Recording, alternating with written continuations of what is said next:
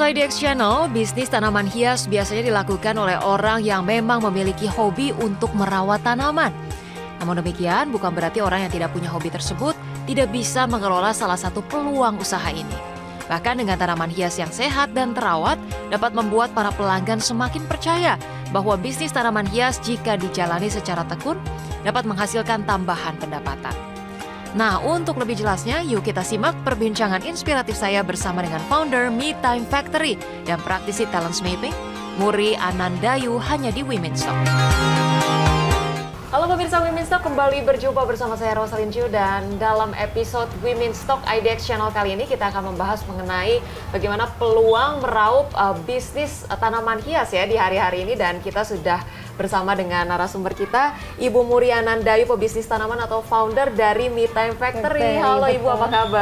Alhamdulillah baik. Terima kasih banyak. Mbak Uca?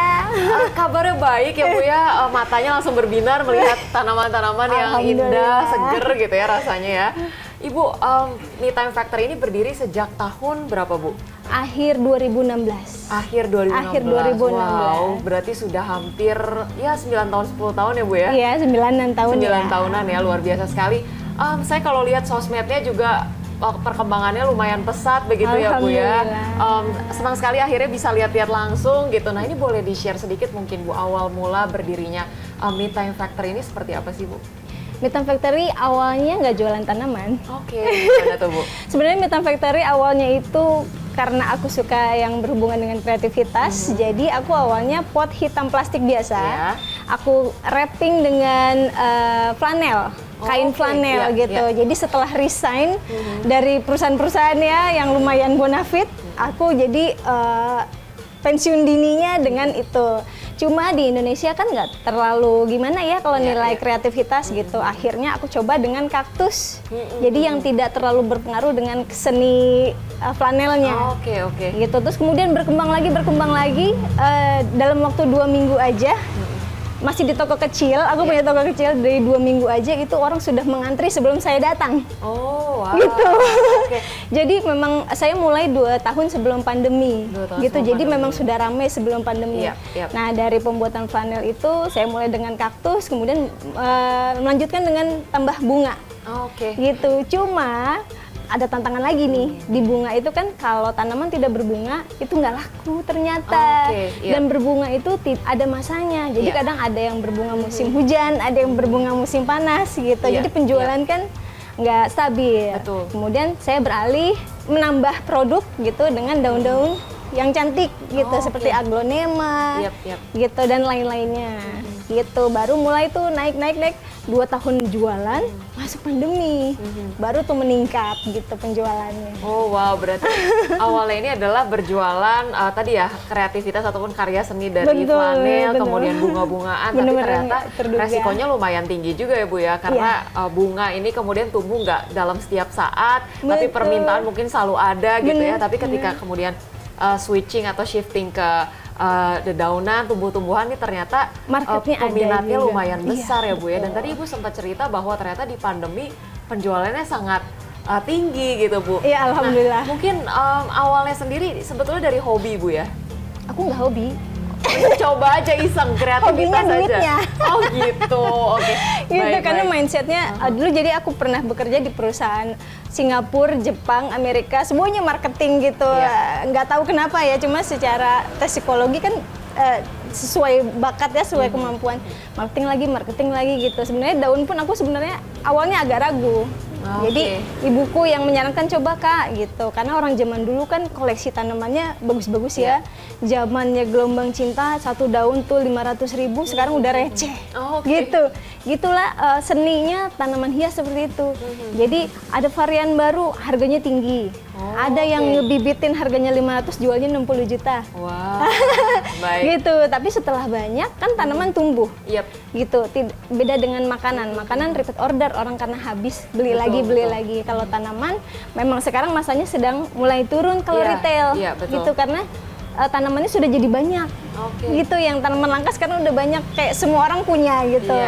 Jadi sekarang trennya udah di kami sudah tidak retail lagi, tapi di kami per project.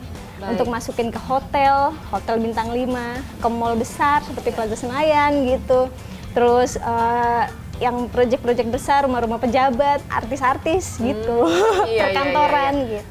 Baik, insights yang menarik bahwa tadi ketika pandemi mungkin penjualan secara retail permintaannya tinggi ya, karena mungkin orang-orang pada work from home gitu ya, sekolah dari rumah, mereka cari kegiatan dan hobi yang bisa merefresh diri mereka. Ternyata permintaan secara individual banyak, tapi kemudian setelah masa pandemi berakhir orang kembali ke aktivitasnya, mungkin permintaannya nggak selalu sebanyak itu ya.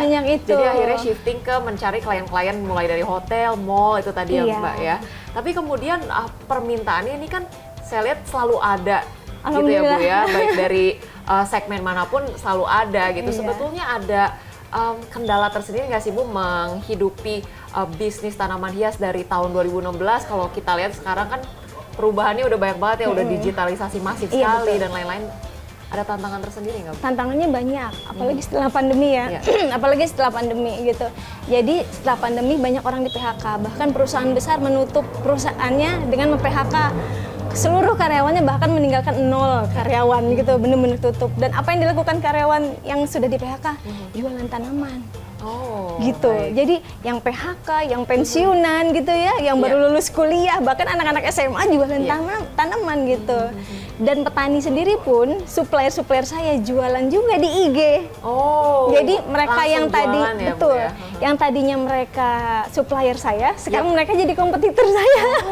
Baik. Begitu tantangannya seperti itu. Jadi di tanaman memang dari dulu sudah ada trennya, tanaman kadang naik, kadang turun gitu. Cuma buat yang sekarang ditambah lagi apa? Digital. Digitalisasi. Kalau orang zaman dulu, zaman mamahku ya, gitu tahun 80-an belum ada bisnis digital ya. Orang kompetitor cuma yang sejauh mata memandang aja. Jadi ada misalkan yang paling mudahnya toko kelontong di sini, saingannya yang di ujung sana. Tapi kalau sekarang kan di era digital saingan ada di telapak tangan. Betul. Kita buka platform belanja, yang termurah nongol lagi. E-commerce ya, walaupun nggak tahu juga barangnya datang seperti apa gitu ya. Betul, gitu. Baik. Jadi persaingannya kuat sekali. Saingannya kuat ya, tapi kalau Ibu lihat sendiri dengan adanya digitalisasi ya Bu ya, mungkin waktu awal-awal Me Time Factory hadir, belum banyak gitu ya marketing secara masif dilakukan melalui platform online. Tapi dengan adanya digitalisasi ini, Ibu merasa bahwa dengan berbisnis tanaman hias ini semakin dipermudah atau justru dipersulit juga dengan adanya kompetitor dari kalangan manapun yang kemudian nggak tahu juga sih kualitasnya gimana, tapi jadinya marak banget gitu Bu. Kalau efek digital ada positif, ada negatifnya pastinya ya. Kalau negatifnya, saya pernah akun saya diduplikasi orang lain gitu. Jadi ada beberapa orang datang ke toko saya mau ambil tanaman karena sudah bayar. Gitu, ada yang 500.000, ada yang 600.000, ada yang 300.000. Mbak, aku mau ambil. Ternyata akunnya bukan ke kita gitu. Nomor rekeningnya bukan rekening kita, gitu. Jadi penipuan itu banyak sekali. Ada yang sudah dikirim nggak bayar kayak gitu. Jadi tantangannya ya lumayan. Tapi dari sisi positifnya mungkin Bu, sampai hari ini bisa survive, saya yakin mungkin banyak sekali juga ya dampak dari digitalisasi. Apalagi mungkin klien-klien besar juga tahu Me Time Factory ini ya dari testimoni-testimoni yang dihadirkan secara online gitu ya Bu.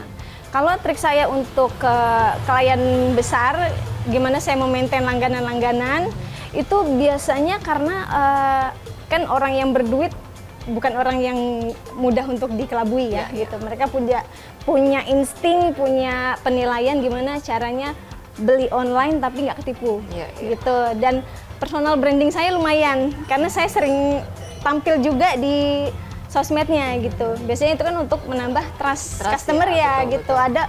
Ada kompetitor saya hanya foto tanamannya saja gitu. Jadi kan nggak kelihatan orangnya. Seperti itu. Jadi aktivitas-aktivitas di Instagram itu sangat mendukung sih. Personal branding yang sudah trusted dari bertahun-tahun itu menurut saya mahal. Baik, personal branding ya Bu ya. Kehadiran kita sebagai mungkin founder gitu ya. Bagaimana orang melihat tidak hanya bisnisnya saja, tapi sentuhan langsung dari foundernya gitu dalam QC, mungkin dalam konten-konten di sosmed ini juga ternyata punya dampak yang besar terhadap trust ataupun credibility dari suatu bisnis ya. Pemirsa Women's Talk, ada banyak hal yang mau saya tanyakan juga kepada Ibu ini tentang bagaimana variasi dan juga penjualan dari tanaman hias di saat-saat ini, tapi akan kita bahas usai jeda berikut ini. Tetaplah bersama kami di Women's Talk.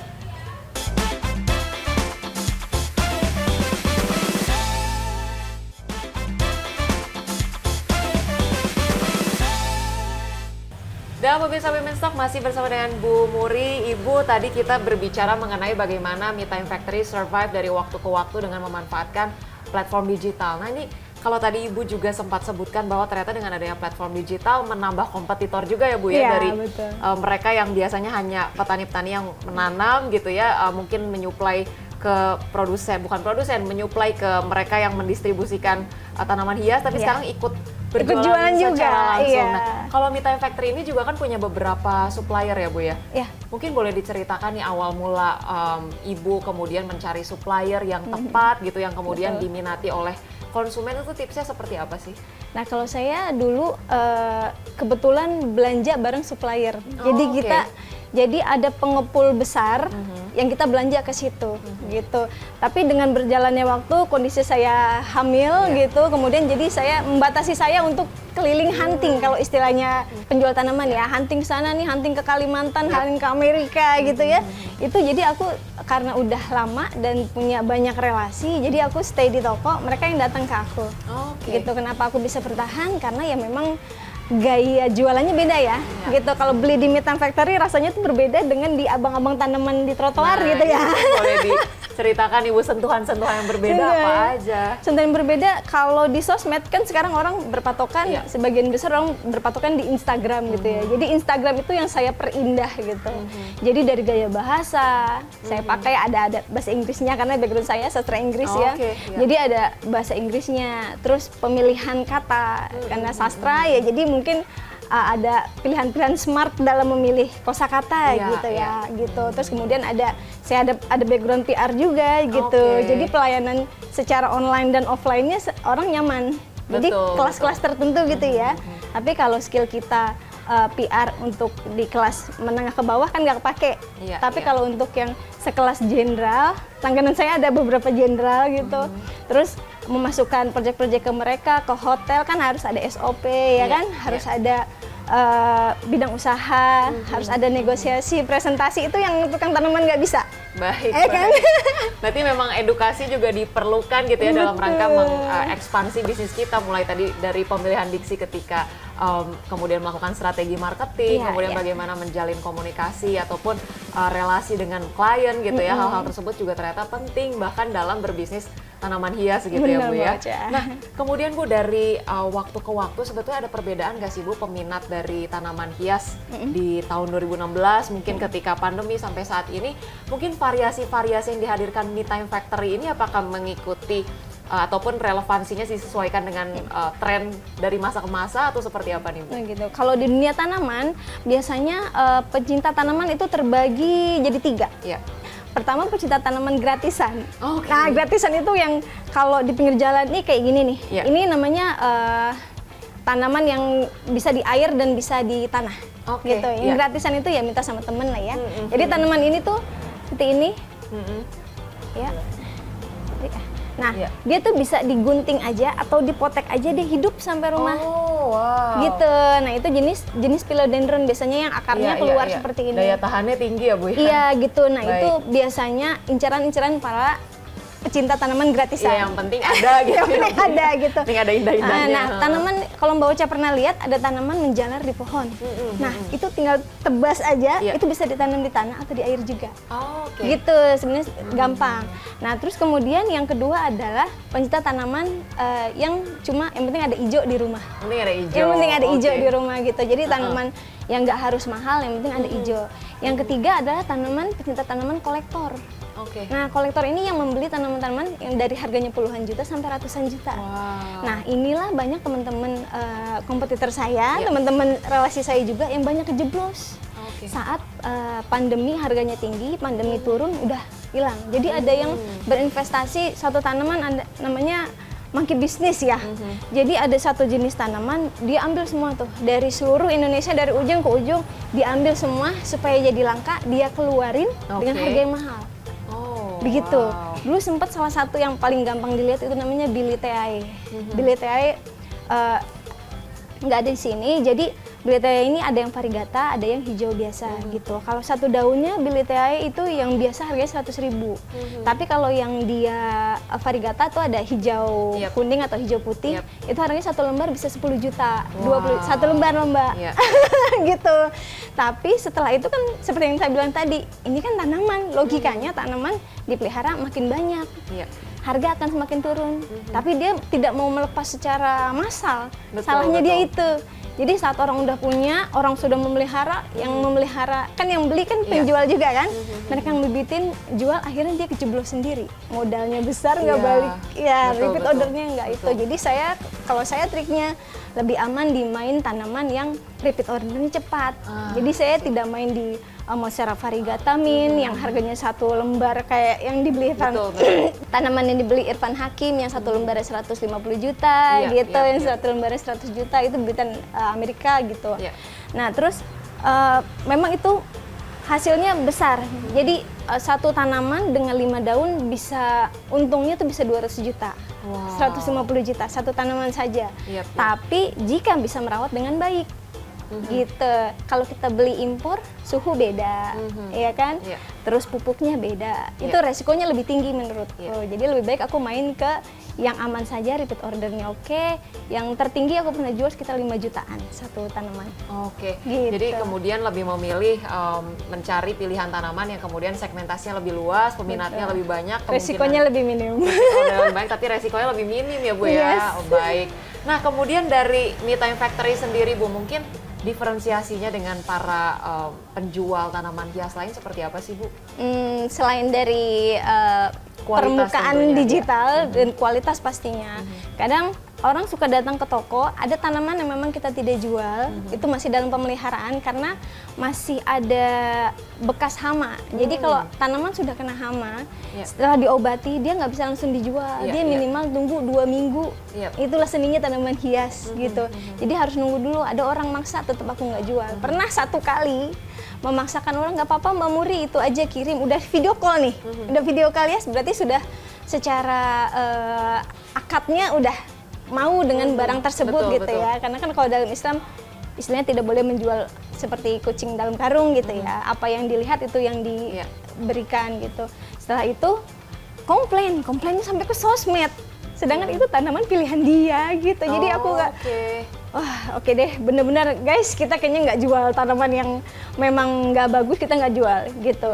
Di Muri semuanya QC harus oke banget. Gitu. Jadi tadi walaupun kemudian tidak menanam langsung sendiri, tapi dengan memilih supplier yang kemudian terpercaya, QC tetap dilakukan oleh ibu gitu ya, langsung.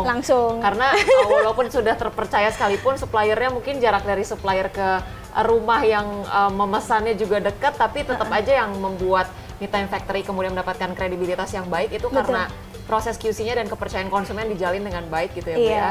Baik, ada banyak hal lagi yang mau saya tanyakan khususnya kepemimpinan Ibu sebagai seorang founder menjalankan bisnis 9 tahun gitu ya Bu ya, tanaman hias yang kemudian juga kita seringkali berpikir ini kadang redup, kadang booming, kadang redup, kadang booming lagi gitu ya, tapi survive sampai hari ini akan kita bahas usai jeda berikut ini ya Bu ya. Tetaplah bersama kami pemirsa di Women's Talk.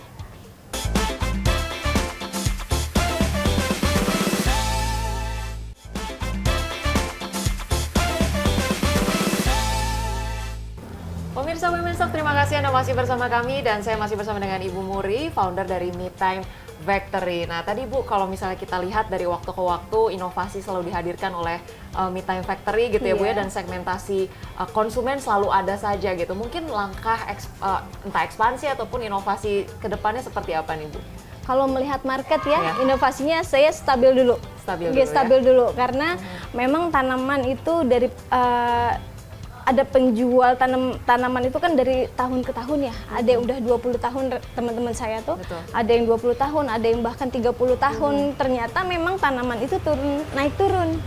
Nah, itulah kenapa kalau yang sudah selevel tertentu itu dia bisnisnya nggak cuma satu.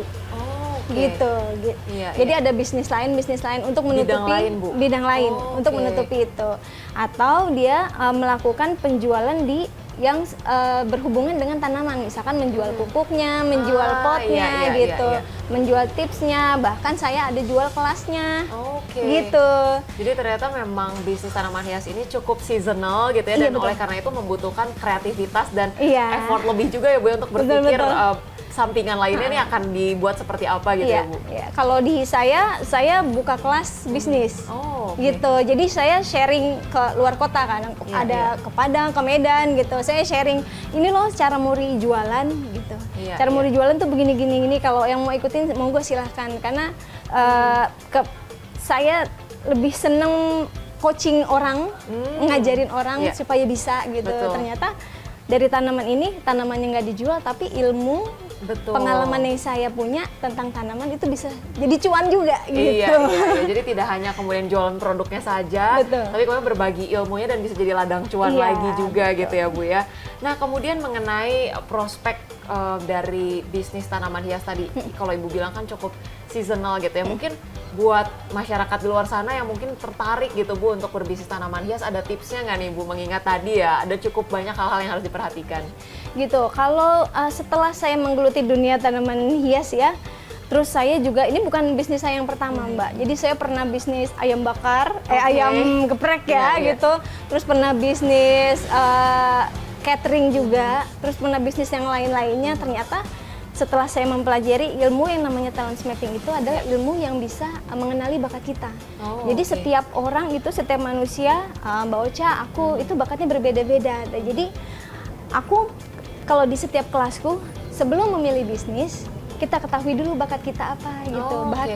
Karena dalam berbisnis itu yang sebagai leader kita tidak hanya dituntut untuk mengetahui ya, bukan bisa ya, mengetahui berbagai macam departemen-departemen yang kita bawahi, misalkan marketing, produksi, distribusi ya kan, terus iklan-iklannya, terus bagian QC itu kan banyak sekali.